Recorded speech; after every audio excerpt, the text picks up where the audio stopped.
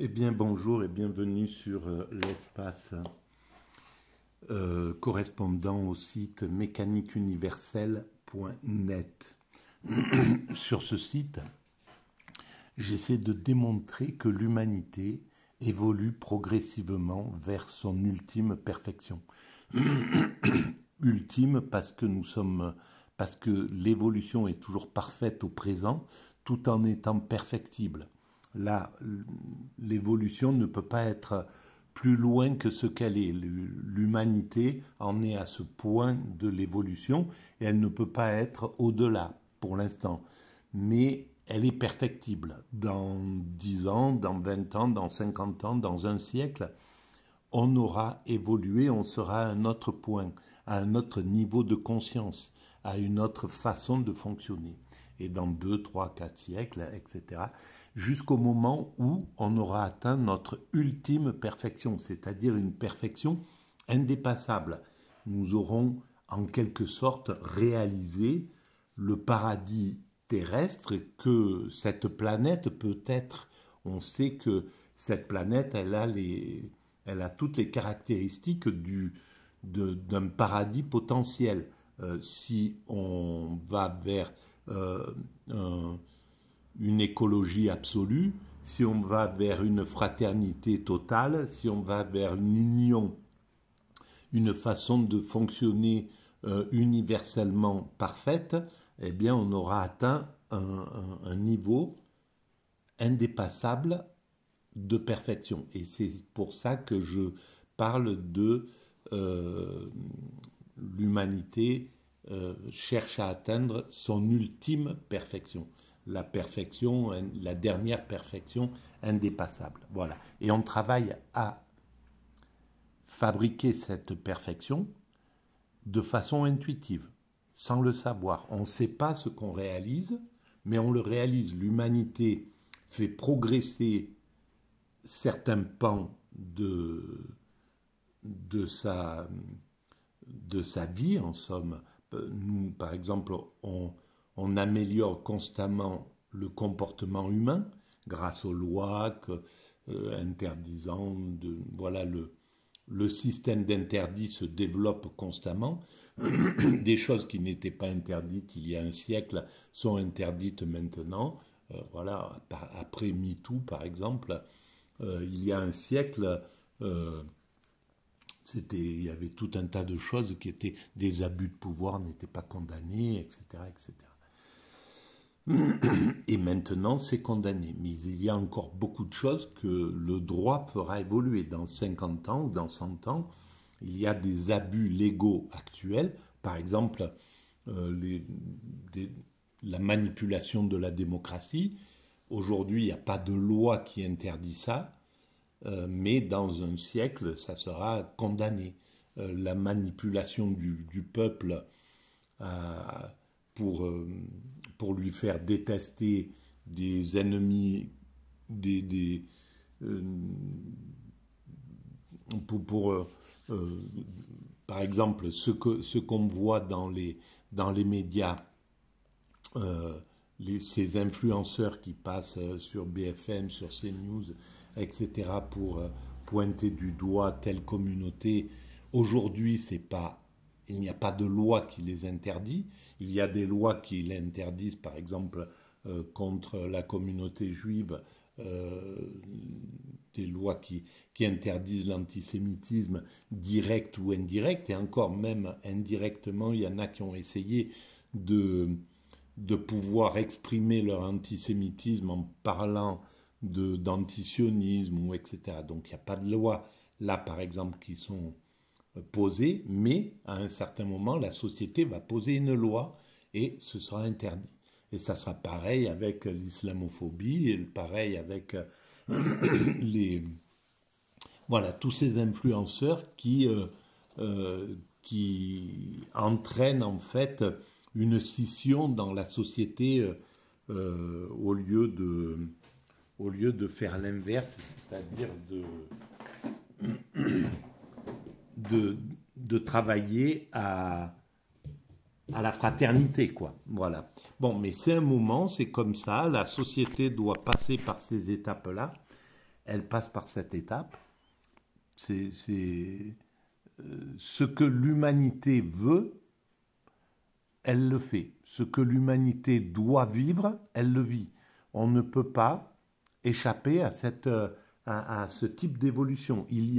On pourrait évidemment, idéalement, dire que l'idéal, c'est la fraternité, c'est le partage, c'est l'égalité, c'est la justice, etc. Mais l'humanité n'est pas à ce niveau-là encore. Donc elle doit passer par le pire pour construire le meilleur. Le pire construit le meilleur. C'est-à-dire que il faut, par exemple, voilà, là il y a eu il y a tel événement qui se déroule dans la société, et à un certain moment, l'exagération est telle que la société humaine va dire non, là on peut pas, on est obligé de légiférer et d'interdire telle chose.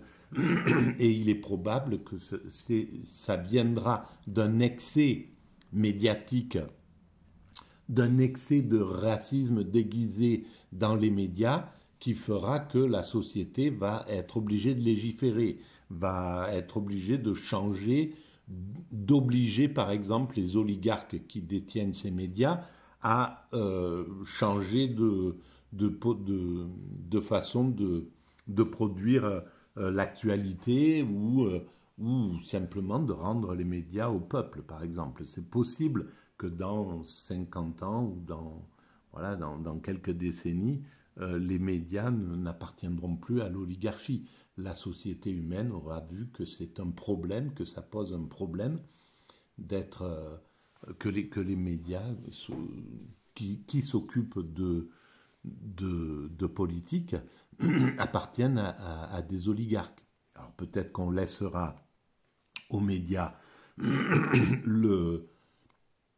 des émissions récréatives, mais qui n'auront pas le droit de parler de politique ou de parler des événements, comme actuellement c'est le cas, par exemple, dans des émissions comme TPMP. Et donc, la parole est libérée, là, des paroles qui avant n'étaient pas libérées, et des paroles réactionnaires qui peuvent dire, voilà, qui remettent en cause 2000 ans d'évolution du droit, par exemple. Si on est arrivé, si l'humanité est parvenue à montrer que, à rendre illégal le fait de condamner quelqu'un qui est un malade mental, qui a commis un crime parce qu'il était dans un état psychiquement irresponsable, eh ben, c'est un progrès inouï par rapport à il y a 2000 ans. La législation était d'une injustice absolue. Globalement, les riches n'étaient pas condamnés la plupart du temps, ou condamnés à des amendes, bon bref, les lois étaient à un autre degré. Et donc, actuellement, il y a des gens qui, dans ces émissions-là, font circuler l'idée que on devrait condamner, enfin, bref, remettre en cause l'évolution de nos lois, le travail considérable de dizaines de milliers de législateurs qui, en 2000 ans, ont fait progresser constamment les lois pour les rendre de plus en plus humaines, pour les humaniser, pour les rendre de plus en plus justes, etc. Donc là, il y a un problème ces influenceurs qui ont un gros pouvoir et qui peuvent changer, modifier l'ambiance d'une nation. C'est ce qui s'est passé. L'ambiance de la nation en 30 ans, elle s'est modifiée à cause de ces influenceurs et donc à cause de ces médias qui ont été donnés, vendus, bradés aux oligarques. Ces oligarques ont choisi les journalistes qu'ils voulaient, et les lignes directrices de leur qui étaient favorables à leur façon de penser. Et donc on se retrouve avec des médias qui n'appartiennent pas au peuple, alors que le journalisme est là, normalement, sa position, elle doit être entre le peuple et les dominants. Elle doit faire le tampon, être là, être neutre et indépendant des deux forces, de manière à pouvoir juger des exagérations du peuple, juger des exagérations, dénoncer les exagérations des dominants.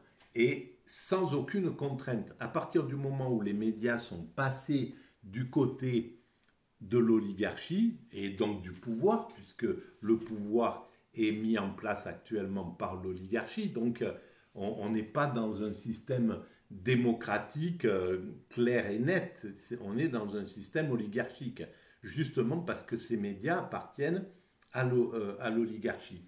Et donc, moi, depuis 20 ans, je milite pour que les médias soient sortis de l'oligarchie, d'une manière ou d'une autre. Trouver une solution pour que les médias soient totalement indépendants, soient payés par le peuple, par la population, par les citoyens, que c'est ce qu'on fait avec la redevance, et que ça soit qui soit sous cet angle-là, qu'il y ait sans doute des médias qui, justement, s'occupent des jeux, des choses comme ça, des divertissements, mais qui n'interviennent pas sur le système, sur la politique, sur la société, sur les valeurs de la société, etc. Ça doit être donné à des journalistes indépendants, à des intervenants indépendants qui peuvent avoir être justes en fait et correspondre à la conscience populaire, puisqu'on est en démocratie. Le peuple est le souverain.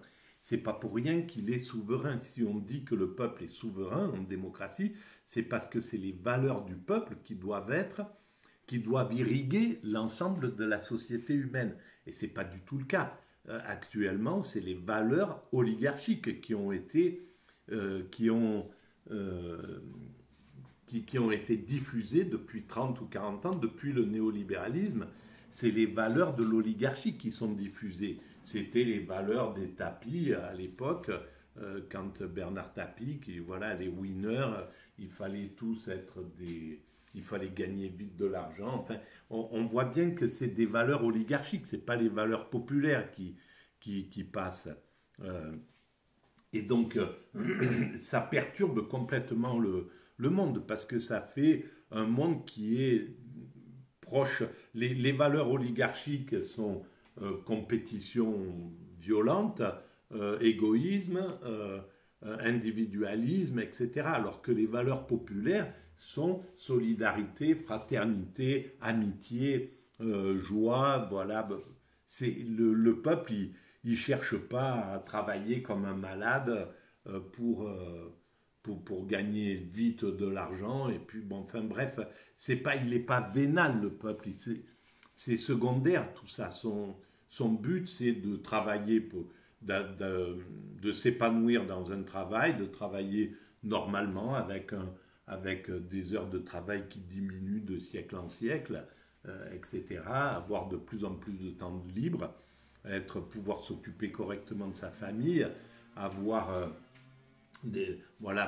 avoir du temps libre pour la fraternité, pour ses amis, pour l'amitié, pour la joie, pour vivre correctement. C'est ce que cherche à faire le peuple globalement, c'est ses valeurs. Et ces valeurs-là, c'est celles-ci qui doivent être proposées à l'humanité, et pas les valeurs de Bernard Tapie, de Berlusconi, les valeurs